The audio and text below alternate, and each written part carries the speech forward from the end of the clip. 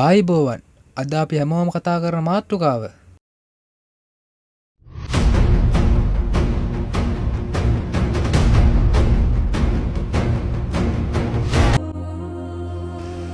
දිත්තා සුළුකුණාටුව මිනිසුන්ගේ ජීවිත බිලිගත්තා. ගෙවල් නැති වුණා, පවුල් මිද වැටුණා, ඒ අයගේ අතීතයක් නැති වුණා. මිනිස්සු කාලයක ඉඳන් මවපෝ හීන බිඳ දැම්මා.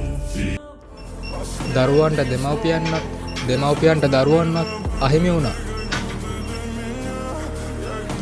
බොහෝ දෙනාගේ ජීවිත පේන්නම නැති වෙලා ගියා. ඒ දේවල් එහෙම වෙද්දි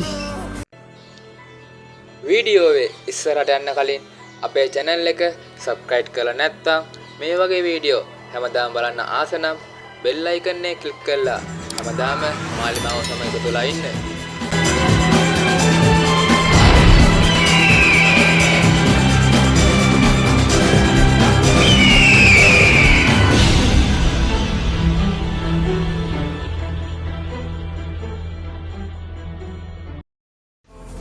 අපි සියලු දෙනාම කුණාටුවේදී විස්මිත දෙයක් දැක්කා. එය කුමක් විය හැකිද? වතුරෙන්, සුළගෙන්, ගින්නෙන් අපේ ජීවිත බිලිගත්තත්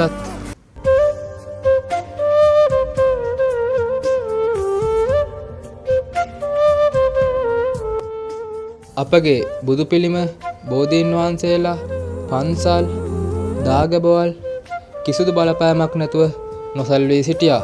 ඔබ දකින්න ඇති.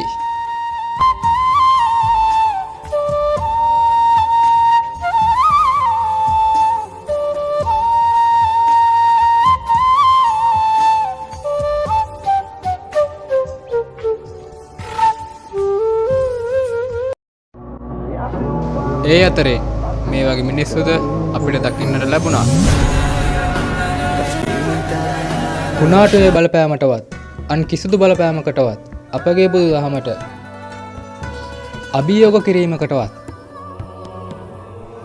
සීරීමක්වත් කරන්න බැරි බව ඔබගේ නෙත්වලින් ඔබ දකින්නට ඇති. ඇත්තටම ඒක තමයි බුදු දහමේ ආචාර්යමත්වය.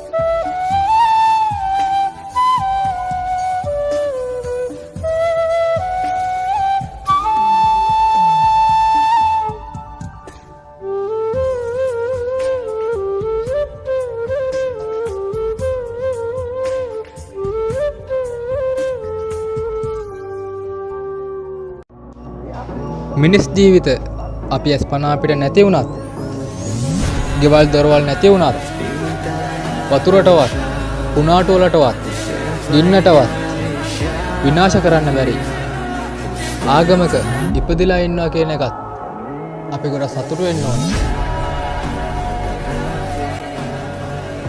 මින් ඉදිරියට කොහොම සිදු වේද? අපිට තා මේ වගේ දේවල් වලට මුහුණ දෙන්න වෙයිද? මේ වගේ තොරතුරු ඔබ හැමදාම බලන්න ආස නම් මාලිමාව සමග එකතු වී විශේෂ සිදුවීම් සොයාගෙන යමු.